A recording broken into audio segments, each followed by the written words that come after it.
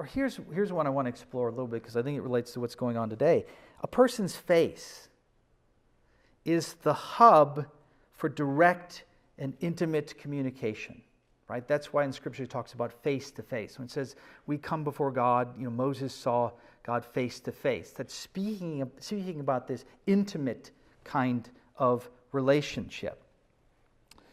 And this is one of the reasons, I think, why the rates of depression are skyrocketing during this global pandemic. Because I go out in the world and I can't see anyone's face, right? And this is the thing of nightmares. A faceless world is greatly unsettling. And that's because this compulsory, and I want to call it a veil, I don't want to call it a mask. Because traditionally, the notion of a mask, you wear a mask in order to change your identity, okay? A veil is there to cover your identity. And that's what these masks that we're wearing do. They're really a veil. And this compulsory veil, what it's doing is it's preventing communion. It stifles the fellowship that you experience even with strangers at the grocery store, right? Not only are they behind plexiglass, but you also have this mask that's covering up most of your face.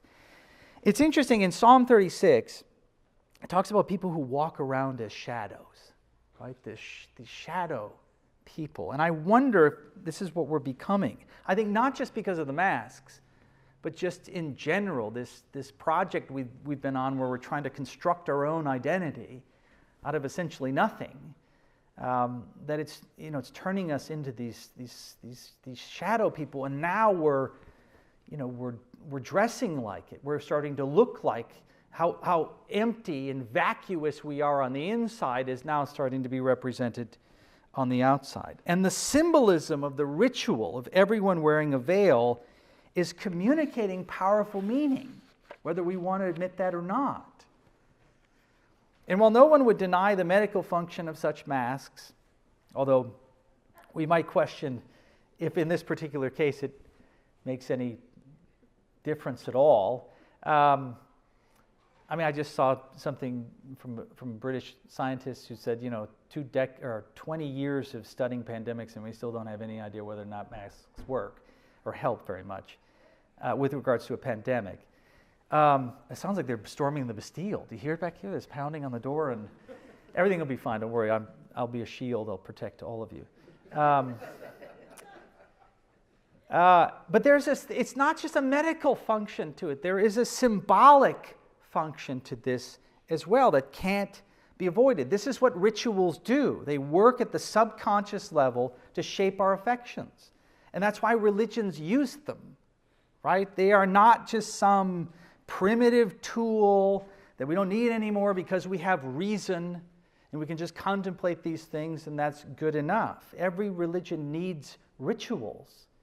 It's what, it takes these ideas that are in our mind and it pushes them down into our heart, or at least in part, that's what it does. Think about this. We enter a building and we squirt sanitizer on our hand as we enter the building. I grew up Catholic, okay? When we would enter the sanctuary, we would take holy water, right? And that wasn't a cleansing of our physical hands. That wasn't what that was about. There was deep symbolism there that dealt with the cleansing of our soul. The symbolism of holy water is not, in other words, physical. The physical is supposed to point to the spiritual. It's supposed to, even in the action, right, or in these kinds of actions, it's supposed to communicate that kind of cleansing. So the great question of the moment, then, it seems to me, is what is the meaning being conveyed by this symbolism? I think about philosopher Roger Scruton, who argued that one of the motivations of our secular culture is to escape from the eye of judgment. This is why, as we've talked about before, especially in modern art, there's a real crusade to destroy the beautiful.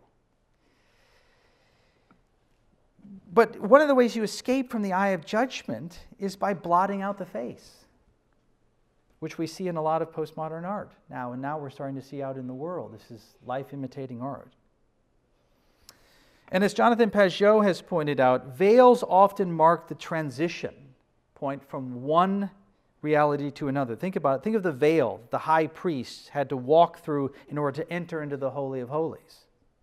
Right? Or the veil over Moses' face that Paul talks about, that must be removed for a Jew to transition from the old covenant into the new.